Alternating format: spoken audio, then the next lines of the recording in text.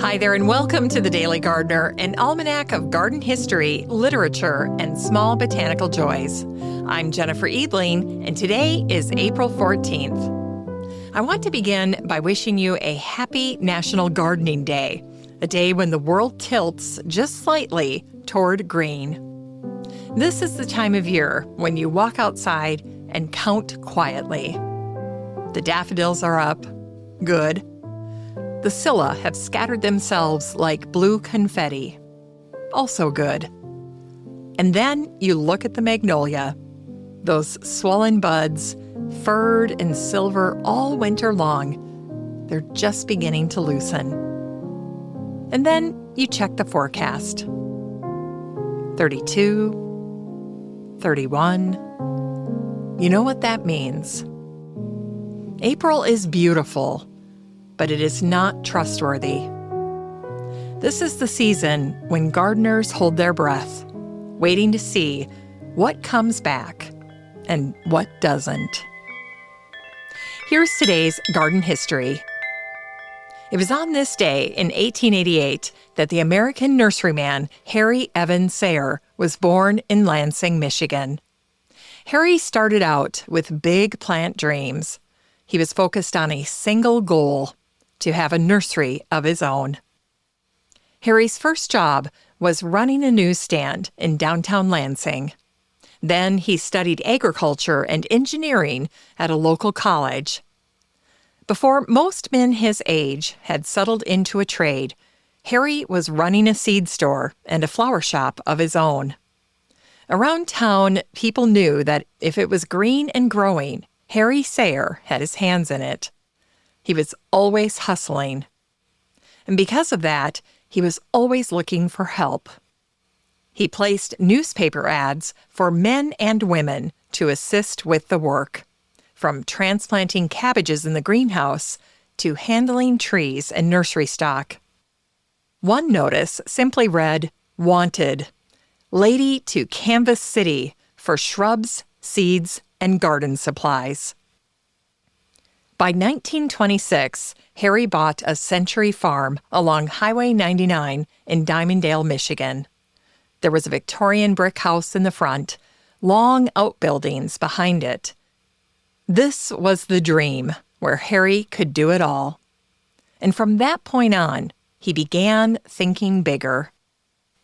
Shipping seeds would be easier than shipping plants. So he bought a printing press and published his own catalog. Year after year, the catalog grew thicker.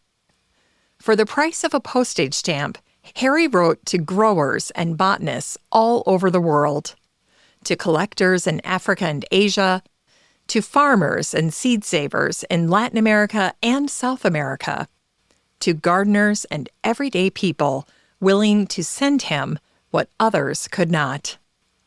Harry became a one-man seed repository, and by the 1950s, his catalog listed over 18,000 kinds of seed, more varieties than anyone else in the country, all in a single book.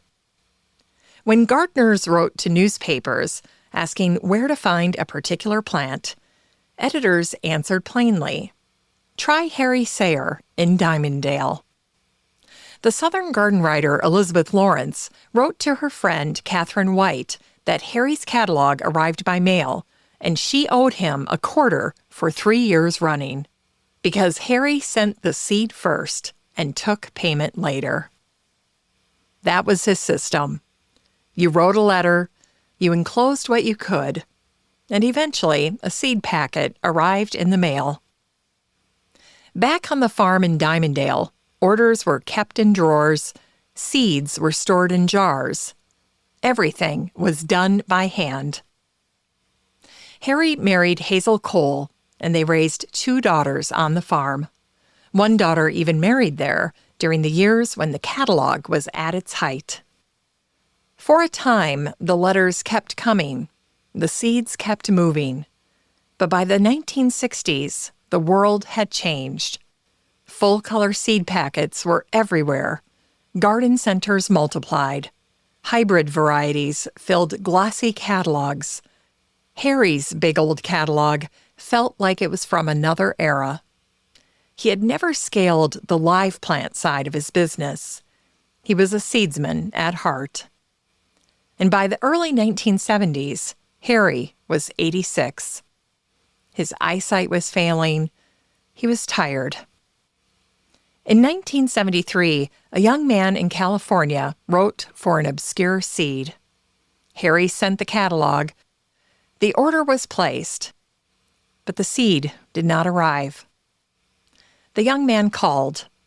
Harry spoke of how hard it was to find help, of going blind, and of being worn out.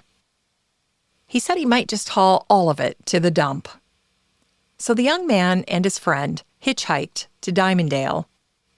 They worked 3 months for Harry, hoeing weeds, digging graves in the cemetery on the farm, and listening to stories about 60 years in the seed business. And for $7,500, they bought it all. The jars, the files, the printing press, the type cabinets, the seed cleaners, even the heavy brass cash register.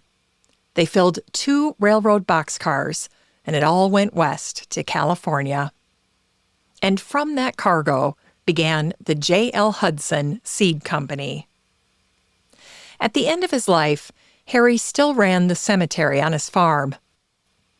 He told a reporter, "You can't get anyone to dig a grave these days. No one likes to look at a shovel." Harry Evan Saier died in 1976. He was 88, and he was buried in the cemetery he created in Dimondale. And it was on this day, in 1901, that the British phycologist Kathleen Mary Drew Baker was born. Kathleen came of age after the First World War, and she began teaching botany at the University of Manchester in England. But when Kathleen married, the university ended her lectureship because married women were barred from teaching. Kathleen continued her work as an unpaid researcher and did so for decades. After the Second World War, Kathleen was studying a red seaweed called Welsh porphyra, commonly known as laver. She was trying to grow it in the lab, but was having no luck. And when a researcher cannot grow a plant, it means that part of the life cycle still holds a mystery. Kathleen tried again and again. Nothing held. And then one day, a few oyster shells slipped into the tank holding the seaweed spores. She didn't think anything of it. Later, she walked past the tank and froze. The shells were covered in pink sludge. Kathleen initially feared contamination, but when she looked closer, she saw that pink sludge was the first stage of the seaweed's life cycle. The mystery was solved. The spores had needed something to cling to. The shells had given them shelter, and now they were growing. When Kathleen's discovery was published in Nature magazine, a Japanese biologist named Sokichi Sagawa took notice. For centuries, Japan had harvested a sister variety of this seaweed to make nori, the thin, dark sheets wrapped around rice for sushi. But after World War II, the seaweed beds were failing. Wartime mines, typhoons, and pollution had stripped the seafloor of oysters, scallops, and mussels. And without shells, the spores had nowhere to cling. So they drifted and died. Kathleen's research gave seaweed farmers in Japan the idea to seed shells intentionally onto the sea floor. The harvest came back. Fishermen could feed their families again. And Japan stopped starving. And that's why Japanese fishermen took up a collection to build a statue in Kathleen's honor. But before she could sit for the artist, Kathleen died of cancer in 1957. She was 55. 6 years later, on this day in 1963, Kathleen's memorial was unveiled at the Sumiyoshi Shrine in Uto, Japan, overlooking the Ariake Sea. And every year, on her birthday, offerings of seaweed and flowers are laid at her shrine. School children come, families come, and fishermen come. And they honor Kathleen Drew Baker as the Mother of the Sea.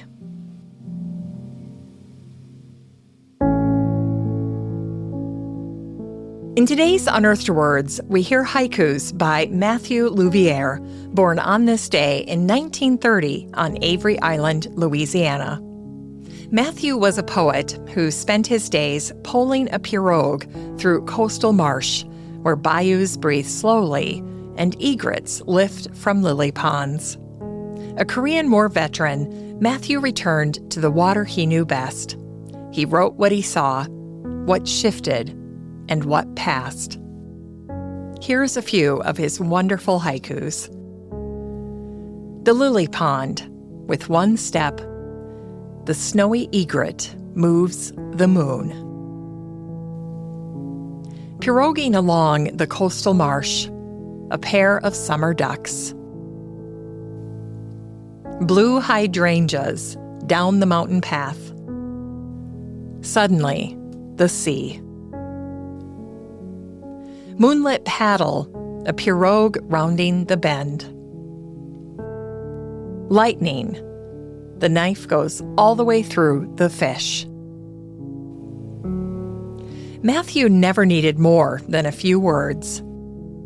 The marsh taught him that. Stay quiet long enough, and the thing you're watching does something you couldn't have imagined.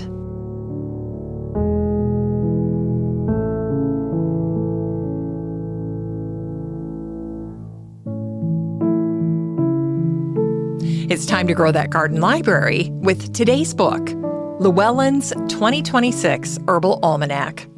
This book is part of Herbs and Kitchen Gardens Week here on The Daily Gardener. It's a week devoted to garden books about gardens that feed us, heal us, and bring what grows outside into the kitchen. For 27 years, Llewellyn's Herbal Almanac has gathered voices from across the herbal world. Master gardeners, nutritionists, homesteaders, and community herbalists, each one writing from real soil and real kitchens. This year's edition covers potatoes, hostas, cranberries, and willows. There's also mocktails, postpartum herbs, wild harvested pine resin, small space fruit production, and preserving with honey. One of this year's contributors is Mandana Bushi, who writes about what happened when her family left Iran after the revolution and landed in the Hudson Valley of New York. Mandana writes, "My mother was distraught that so many of Iran's celebrated ingredients could not be found at U.S. markets. On walks in her newfound landscape, she began to recognize familiar plants growing in New York. Soon, plants like barberry, sumac, mulberry, mimosa, and sour cherry were finding their way back into the kitchen of our souls." That's what this almanac is about. 27 years of that. And finally, here's something sweet to ignite the little botanic spark in your heart. It was on this day in 1957 that the British writer Eleanor Constance Rundle-Bore died in Surrey, England. She's best remembered for one of my favorite books, The Adventures of a Botanist's Wife, which describes her travels in remote parts of northeastern India and elsewhere. Eleanor had traveled through the mountains of Lahul with her husband, the botanist Norman Bohr, riding ponies to the snowline and crossing the high passes into Tibet, where the air thinned and the trails offered no easy path. Eleanor carried crayons with her everywhere, in every pocket and through every camp. As they traveled, Eleanor sketched what she saw. Wildflowers half known to science, but familiar to the shepherds who gathered them for medicine or prayer. Eleanor and Norman spent 4 years in Dehradun. Eleanor attended fewer parties with the hill station crowd and spent far more hours at the drawing table as page after page filled with her work. Those drawings were later gathered into her book, The Adventures of a Botanist's Wife. It's filled with lively sketches, sympathy for the mountain people who guided them, and an eye that noticed what others passed by. Eleanor drew directly from the trail itself, from wind-scoured passes where paper sometimes lifted from her hands, and the ponies tested her resolve with every stubborn step. Still, she kept drawing. Crayon steady against the gusts, petal by petal.